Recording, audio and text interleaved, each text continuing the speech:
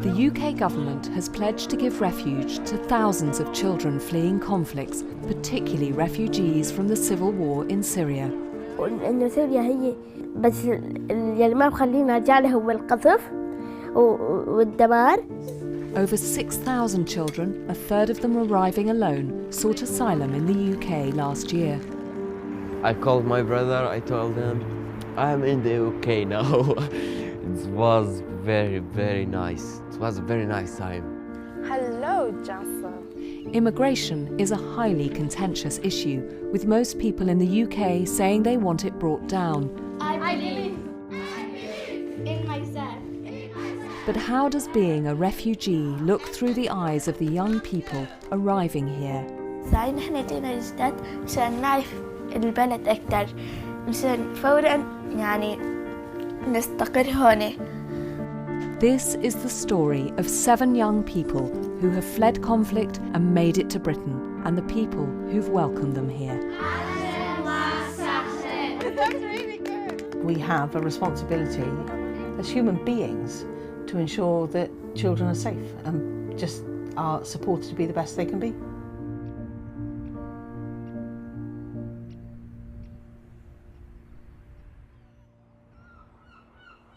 Wales has been in the vanguard of welcoming asylum seekers, with every local authority here volunteering to take refugees.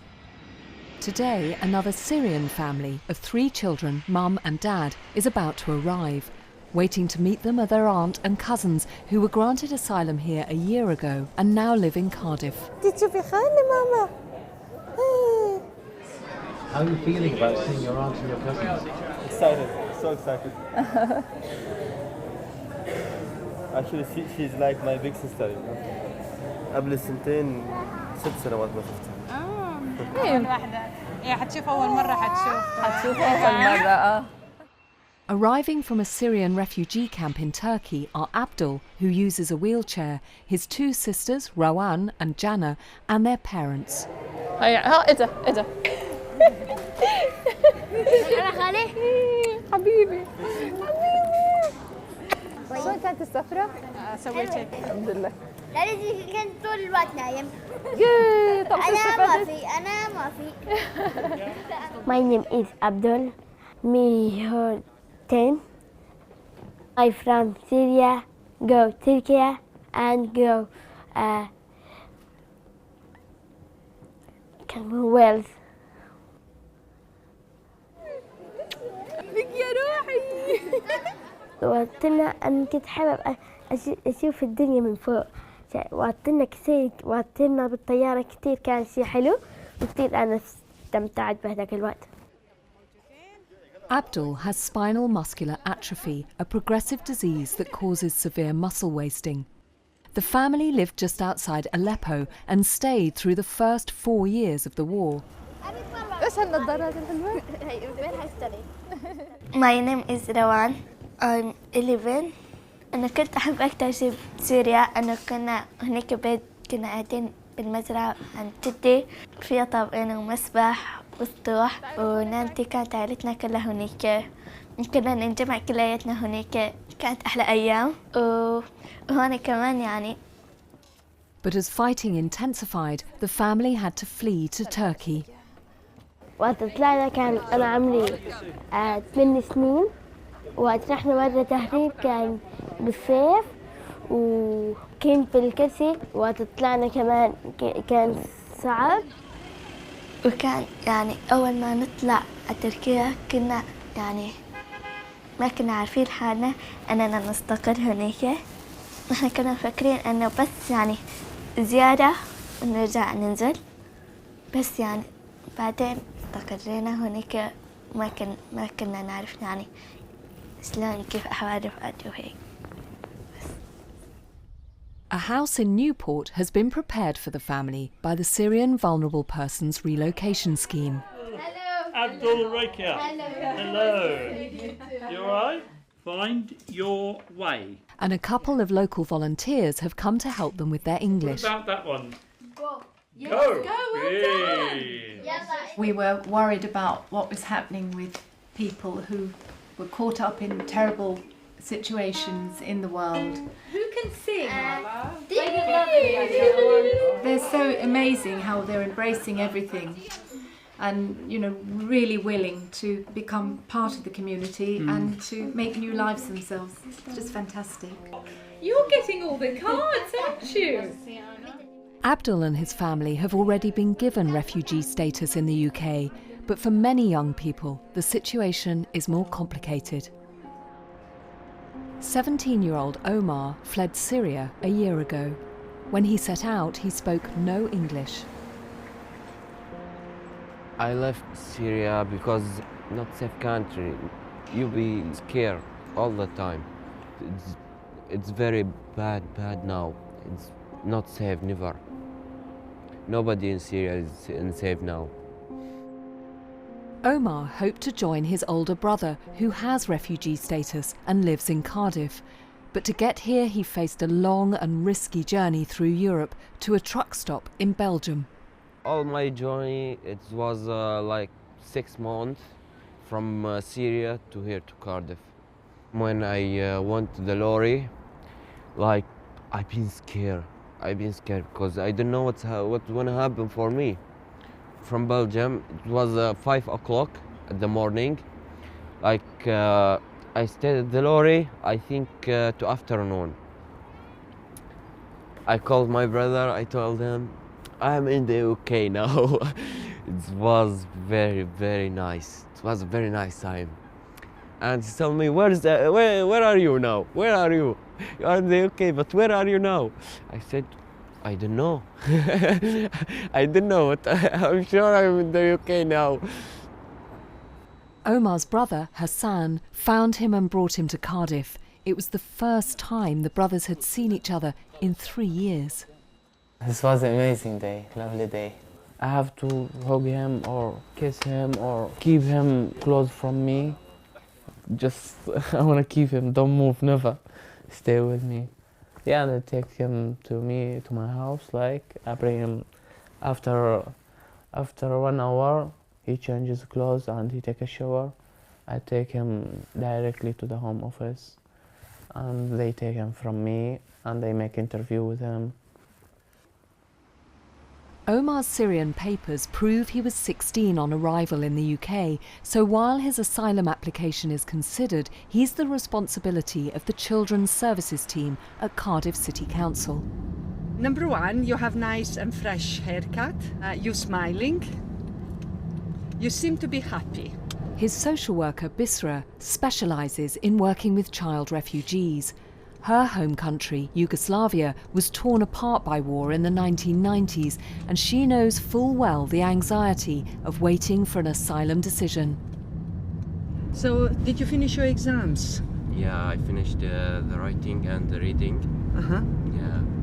Yeah. I have another exam speaking. Your English has improved, that's no doubt. Yeah, I can speak English, I can read, but not everything. Yeah, just a little. Absolutely. So, when is your home office interview? I think in 17th of December.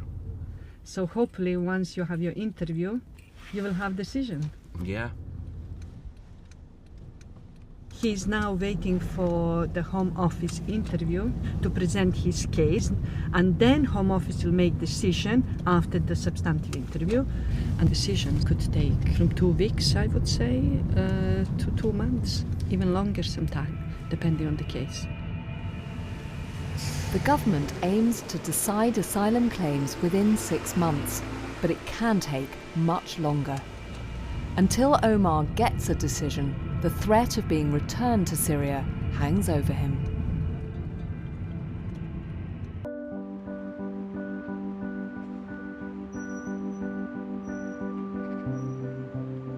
It's just over a month since Abdul and his family arrived in Newport after fleeing their home near Aleppo in Syria. Child day ticket.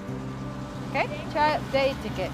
For their support worker, Garda, from the Vulnerable Persons Relocation Scheme, the priority now is to get the 2 older kids ready for school. Although 10-year-old Abdul and his sister Ruwan both went to school in Syria, this is the first time either of them have ever had to wear a school uniform. المدرسة اللي كانت بسوريا كانت هي حلوة كان عندي أصدقاء لأنه كانت بالطابع الأرضي. في سوريا الباص إيش ما كان أغراض، ما في أغراض خاصة، بس أول مرة كنت رايح أشوف الأغراض. He's fine because he'll have special boots, I think. والأغراض هن كتير حلوين. Oh, you found them. That's great. البنطلون أسود والبلوزات حمر واسمه ليزبال برايمري سكول. يلا جربي هاي أساس يروحوا يعملوا لي الشعار فيها. That's too big, that's I think too big. Maybe a smaller than that because he's a bit smaller than his age. غيره حلو نفس كما أنا بحبه.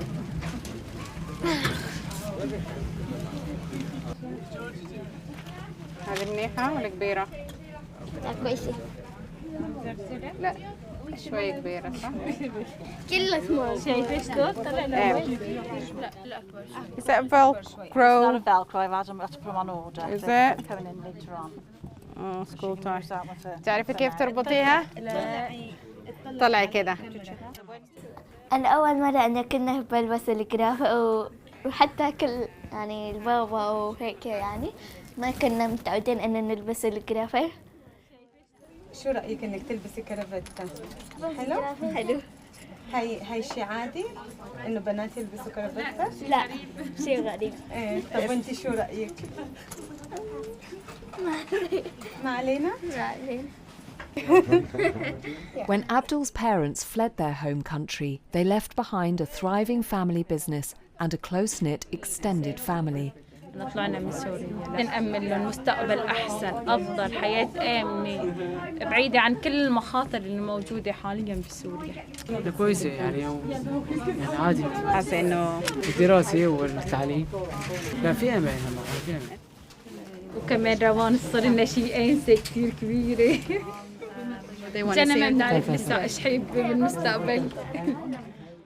So far, over 600 Syrians have come to Wales under the relocation scheme.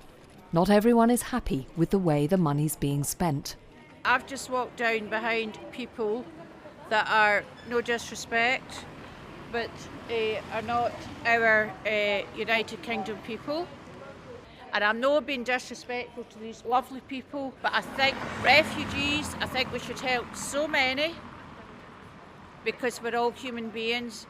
But I think the United Kingdom has lost the plot a wee bit, and I think that we should be looking after our own before looking after other people. No disrespect, I'm a humanitarian and I'll help them, but there's people in our country that are sleeping on the streets and they're giving everything to everybody else instead of giving it to our own people. In recent polls, a quarter of all Britons rank immigration as the most important issue facing the country, with over half wanting it reduced. With young people like Omar coming into the UK, age assessment has become a particularly contentious area. So this meeting came about because of representation that I had from Linda about the age assessment process, broadly speaking. The nurses and dentists are being asked to participate in the process of age assessing. As a health board, you know, there's a bit of a concern as to how that information will be used. There was all kinds of information around dentistry and bone density, and my understanding has always been that there isn't an exact science. Age assessments aren't necessarily carried out on all young people, and it's important to be clear that it's virtually impossible to be exact when assessing the age of anybody. Debbie Martin-Jones runs the Cardiff Looked After Children team, which took in a group of young refugees when the Calais camp closed in 2016. At the time, questions were raised over whether they really were under 18. Having met the 11 young people, absolutely hand on heart, they were children. And I could only think that, you know, God forbid my children ever face something like that. I'd like to think that somebody would help them. So I think we have a responsibility as human beings to ensure that children are safe and just are supported to be the best they can be. Omar's Syrian ID papers have been authenticated by the Home Office, so his age is not in doubt. I'm Martin Pryor. I'm an independent reviewing officer. Today he has an important meeting with his support team to discuss his schooling and asylum claim.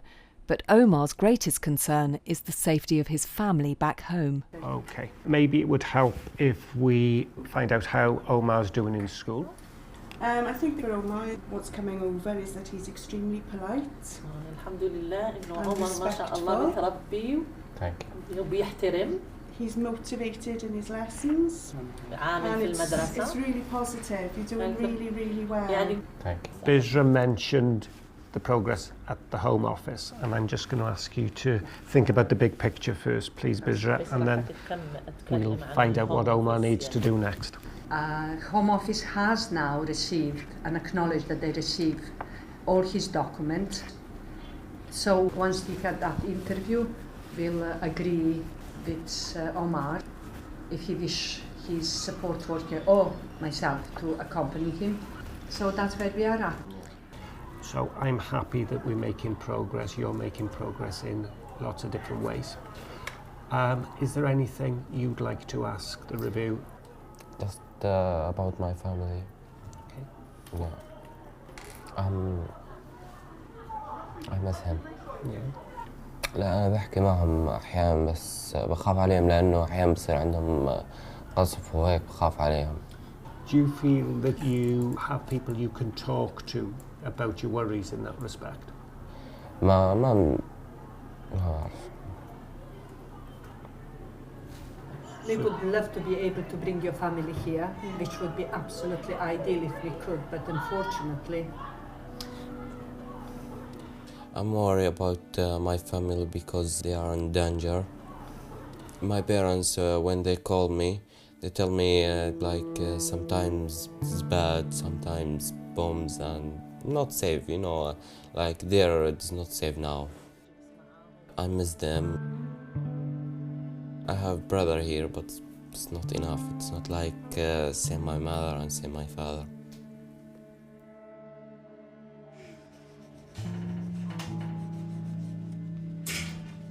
Some of Abdul's relatives are also back in Syria, but his aunt's family have settled very successfully just half an hour away in Cardiff. The two families get together for a meal every week. My wife almost spent more than half of her life away from her family. And she's very close to this sister especially. Now her sister is here, I think she feels more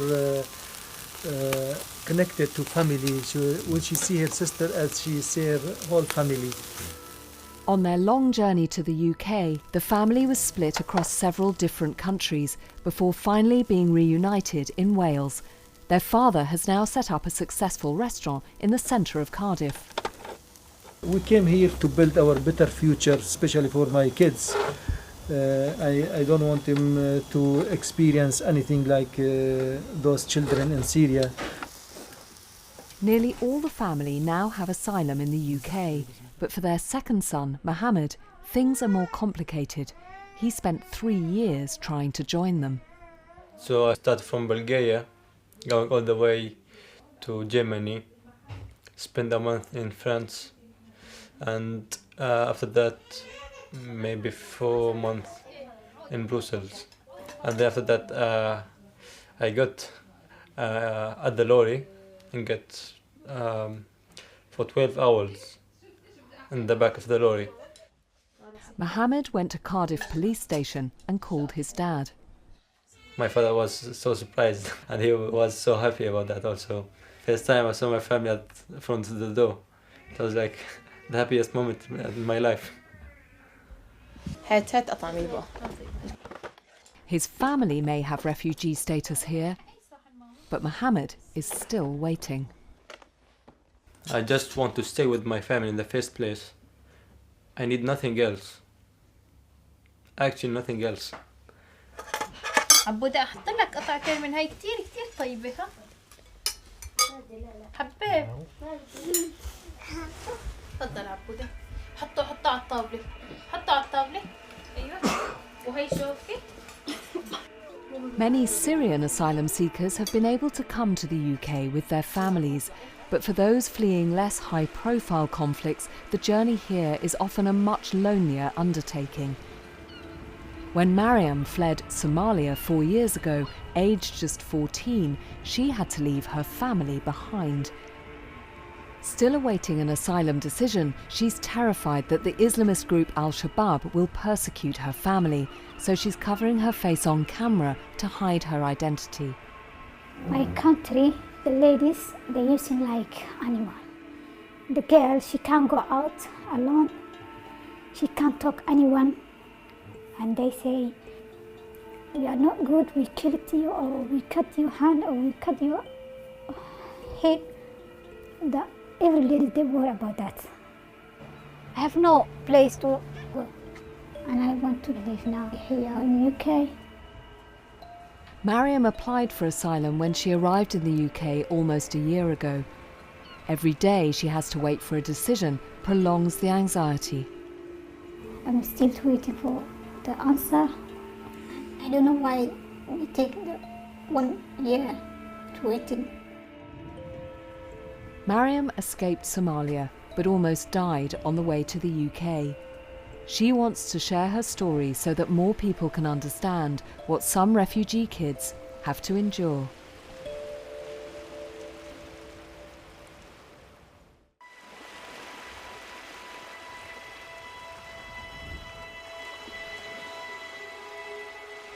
Last year, more than 2,000 unaccompanied children applied for asylum in the UK. Many of them risked their lives to get here. When Mariam was just 14, she was targeted by the Islamist group Al-Shabaab for allegedly touching a man's hand. I'm working in the market, finding some food for my family.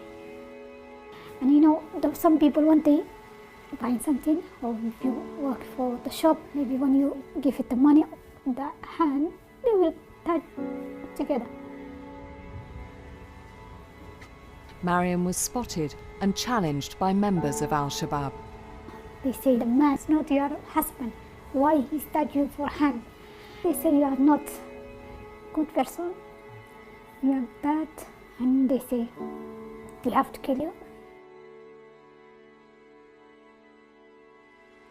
Under threat of execution, Mariam fled Somalia and made it to Egypt. There, like thousands of others, she paid traffickers and made the treacherous journey across the Mediterranean. We were 90 people, and we were in the sea 7 days. Some people, they died with hunger. Some people, they died with needed drinking water. Between Italy and Egypt, the boats are broken. I am in the middle of the sea. I can't see any house or trees. And I lost it that day. My best friend, she died when we started to swim. That time we are 3 persons, and I'm so tired. I tried to swim again, and I say, don't give up, God, don't give up, don't give up. But I can't. Mariam was spotted in the water from an Italian helicopter, picked up by boat and taken to hospital in Naples. After a few weeks, she found another trafficker who smuggled her to the UK.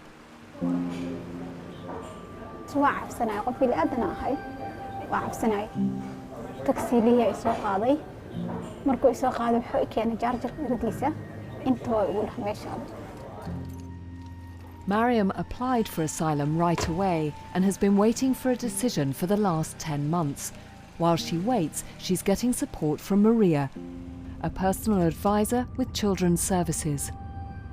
We're all currently working with asylum seekers who are waiting to receive a decision from the Home Office. Have you met the solicitor before? Yeah. Yeah, okay. And the interpreter? Maria will help Mariam while she's waiting to hear from the Home Office about her asylum claim. The challenges for them, we find, is that they are absolutely petrified. They miss their family, they don't know where their mother is, they don't know where their father is, they'll mention siblings, and it's very sad, very, very sad. They're here in the UK alone.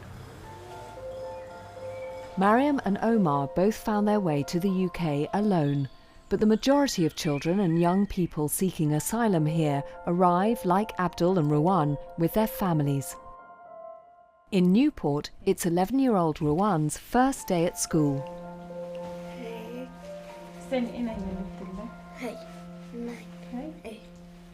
The last time she went to school was in a refugee camp in Turkey.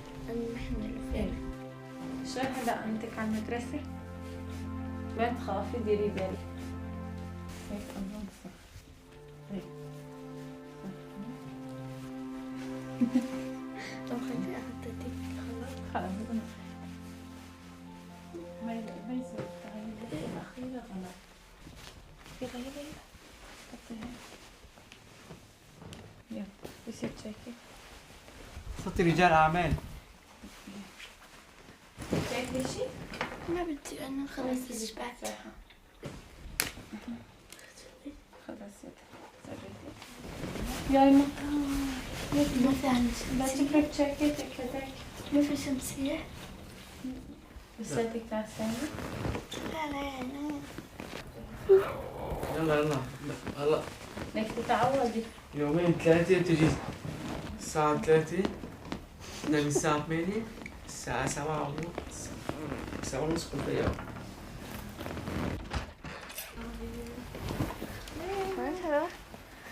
كيفك؟ الحمد لله. جاهزة؟ جاهزة. جاهزة لأول يوم؟ رجعت بكير. المطر. أيوة الأول.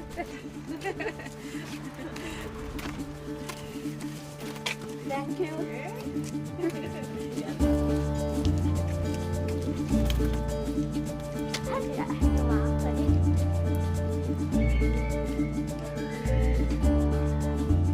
As Ruwan heads off to high school, down the road at Lisweri Primary, her brother Abdul is about to meet his new classmates. So Mrs. Bruce, this is Abdul Razak. Hi. Hello. How are you? I'm fine. Good.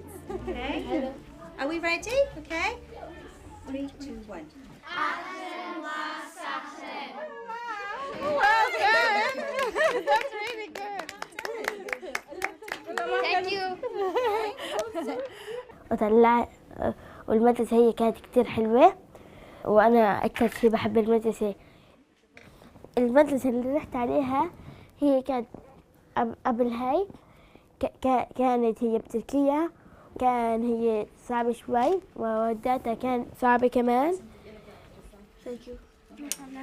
والمدرسة هي كانت 4 طوابق وأنا كنت بالطابق الأخير. هذا اللي صعب عندي. أنا ما خلوني كان أنزل على الفرصة لأنه ما يخلوني لأنه أنا عندي مرض، عشان هيك ما كان يخلوني أنزل لتحت. بس أنا كنت أحب أنزل مرة بالصف، ما حدا يرفقاتي لأنه كلهم ينزلوا يلعبوا تحت. Come on, Jack, learn to drive. كنت أحب نفسي اللي بحبها هون. جاك بتفشني عن وقت بنطلع على الفرصة، لتاجي بتفشني بالفرصة. بطاطا بس بطاطا. بحب الأنسات كلياتهم وما بحب الأكل بالمدرسة. 30 pounds, round it up, £28.99. Yeah. Yeah? £28.99. Life may be getting better for Abdul and his family in Newport, but at his aunt's house in Cardiff, there's a crisis concerning Abdul's cousin, Mohammed. Mohammed made it to Wales 6 months ago, and since then he's signed in every 2 weeks with the Home Office in Cardiff as his asylum claim is assessed. But 2 days ago, he was detained by the authorities and taken to an immigration removal centre near Oxford. The reason why he been detained, due to he has been given in 2014 refugee status in Bulgaria, and he has to be removed to Bulgaria. 4 years ago, when Mohammed was 16, he was held in a refugee camp in Bulgaria. Under international law, his status should be settled in the country where he first claimed asylum, so he's now under threat of deportation back to Bulgaria. I can't believe, like, you would want this upon family, that when, like, especially if you have your kids of your own, they'd never, like, if that happened to them, they'd never allow that to happen. They wouldn't want it to happen. Why would you wish it upon any other family that are so hardworking and just want nothing but to be together? The word of refugee is very hard. It cut my heart when people look at me as a refugee. I don't want to be a refugee. I have my own business, I support my family, I pay my tax, but unfortunately, Home Office, what do you want from us?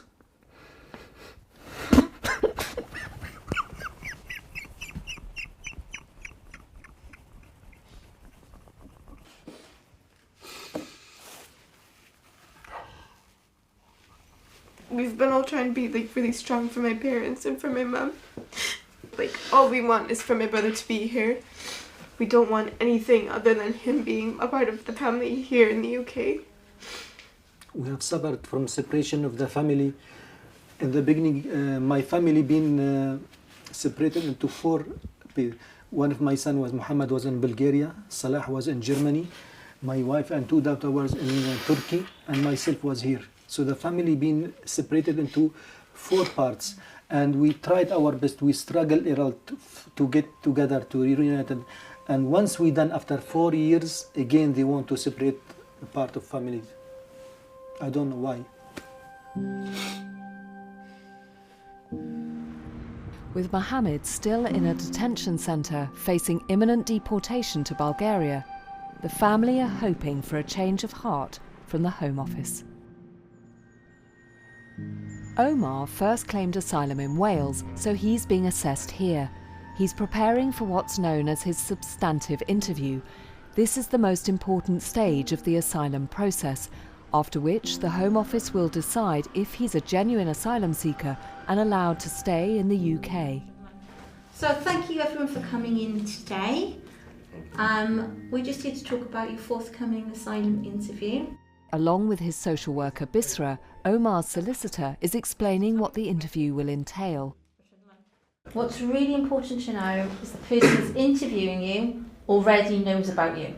It's really important that you are consistent in what you say and it matches what you said in your statement. For example, if someone says, I've never been tortured, I've never been arrested, and then they go to interview and explain that they've been arrested and tortured 3 times, that's a huge inconsistency. And when there are inconsistencies, it leads the Home Office to think that somebody's lying. They may ask you geographical questions. Yeah. They may also conduct what's called language analysis. And that's to demonstrate that the dialect of Arabic that you speak is from Syria and not from any other country. Because the position of Syrians claiming asylum in the UK is so favourable, everyone who speaks Arabic says that they're Syrian, pretty much. So they use language analysis as a way of trying to filter out who might be not Syrian. Good, okay. Is there anything else that anyone else would like to discuss whilst we're here? Any other issues that have arisen? Any things that he want to ask Home Office. How can he bring his family, his parents, because that's what he worries. He doesn't worry about him because he's safe now. I'm more about myself because I'm safe now, but I'm worried about my parents. It's a natural worry, I understand that worry, but I need to be honest with you and say it's difficult. We have a policy in the UK called family reunion, but the policy only allows you to bring a pre-existing spouse. It doesn't allow you to bring in a parent. I don't want to give you any false hope, or I'd rather just be honest with you and tell you it's not easy. Under family reunion rules, there's little chance that Omar will be reunited with his parents. But for teenage sisters Malaz and Ma'ab, there's more hope. They've not seen their father or younger sisters for over a year, since they fled to the UK from Sudan with their mother. They've been accepted as refugees after their mum suffered a campaign of ethnic persecution and violence.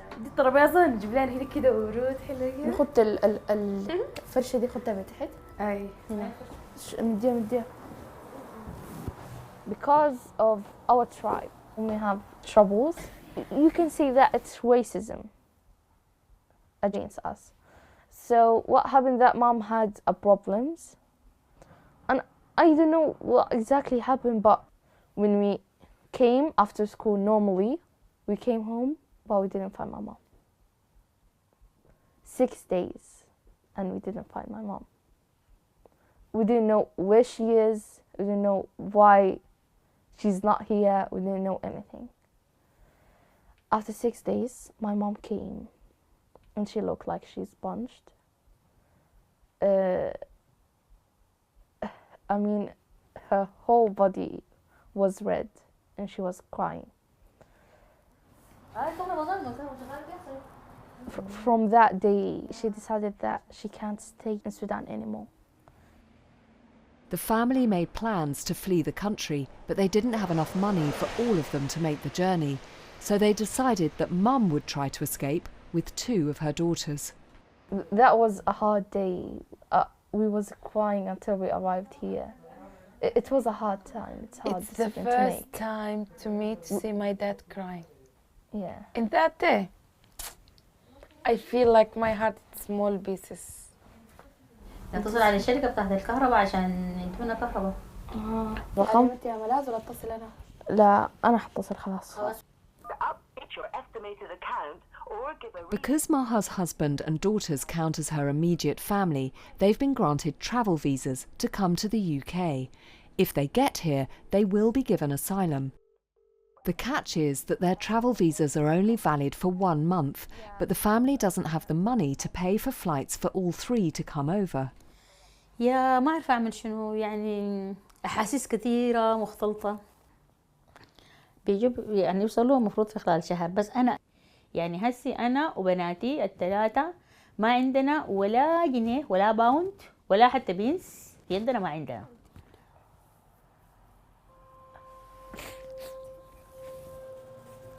كويسة. أنا كويسة. With such a tight window on the visas and no money to pay for all 3 flights, they have no way of bringing the rest of the family to the UK. Their only hope is to seek help from the Red Cross. So good news, you've got your visas. Yeah, brilliant. Can I have a look at your paperwork? Yeah. The Red Cross have got a long tradition of providing practical and emotional support to asylum seekers and refugees. So who have we got here? Rahaf? Rahaf, yeah. How old is Rahaf? 10. Oh, she's lovely. My maths is really bad, so you'll have to help me out with the dates. Okay. The people that we help are people that cannot afford to bring the family over themselves. In this case, we're talking about a father and 2 daughters.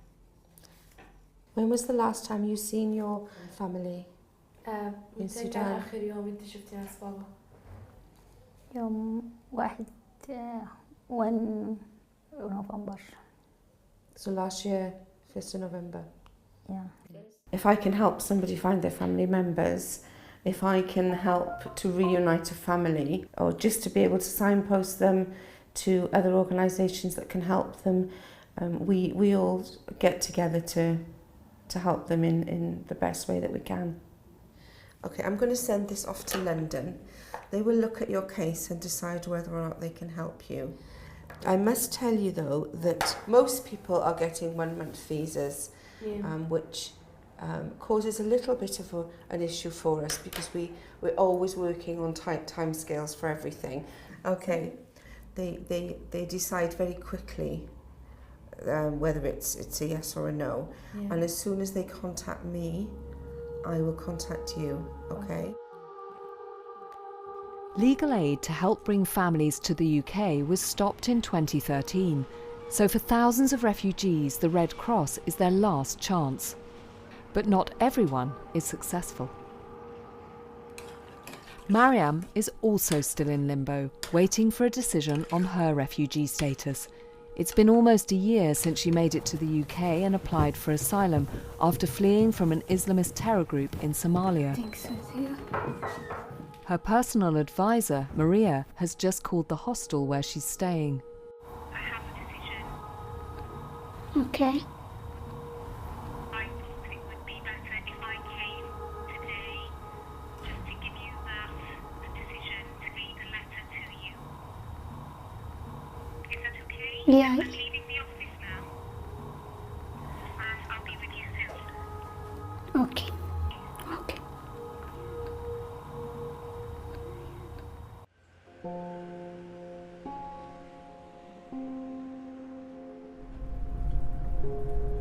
Maria, a Children's Services personal advisor, is on her way to see Mariam. She has news from the Home Office.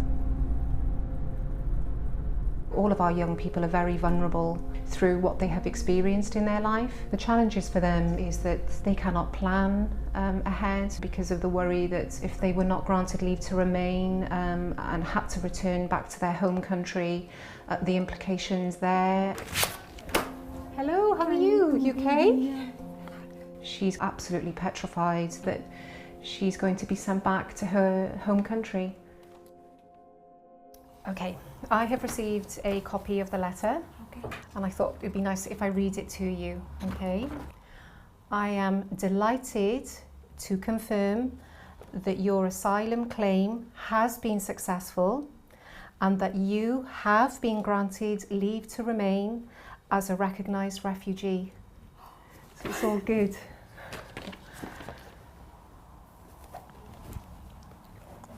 Okay. It's good, it's good news. It's fine, it's fine. How are you feeling? Very happy. Yeah? You've been worrying. You can breathe, you can relax. Oh. Yesterday I'm so worried and today I'm so happy. Now I believe I will be staying in the UK and I will say thank you. Last year, the Home Office initially rejected 68% of asylum applications. This is one of the highest rejection rates in Europe, double that of Spain, Germany, Sweden, Austria or Holland. But for a young person fleeing violence, sanctuary in the UK is life-changing. I believe in myself. In myself. And despite widespread opposition to immigration, the young people we filmed have experienced little hostility and all feel very welcome. The Red Cross have paid for all 3 flights for Malaz and Ma'ab's father and sisters, so their family is about to be reunited. How are you feeling, Malaz? Exciting, because my dad is coming. A lot of feelings, a lot of everything. I'm really happy.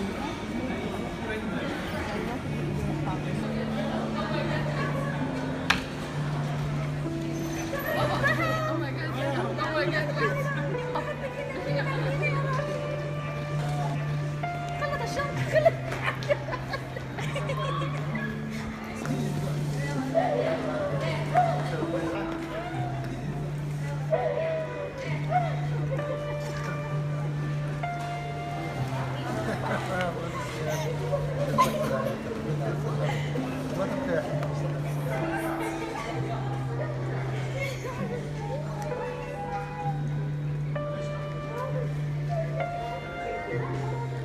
For 17-year-old Omar, there's news from the Home Office. His social worker Bisra has asked to meet him and his brother at school. Your solicitor sent me an email today, and you have been granted asylum. Oh no! Really? Yes. You have been granted refugee status for 5 years. Oh my God. Oh, that's very nice. Yes. I feel very, very happy. I don't know, amazing feel. I don't know how I can explain, but it's also very amazing. And after a campaign by their local MP and supporters in Cardiff, Abdul's cousin Mohammed has been released from the deportation centre. He can stay with his family for the moment, but still doesn't know whether he'll be granted asylum. After 8 months, I'm still waiting. How do you feel inside about not knowing? I don't feel that I know where I'm going to. till I get my residence. It's like I'm in handcuffs. I can't do anything. I'm just waiting for a response from the Home Office. But you can't there. I don't want to go back to Bulgaria. I think there's nothing more important than being with your family. Because without your family support, I think you will be lost. So I hope that as soon as possible that I get an answer from the Home Office.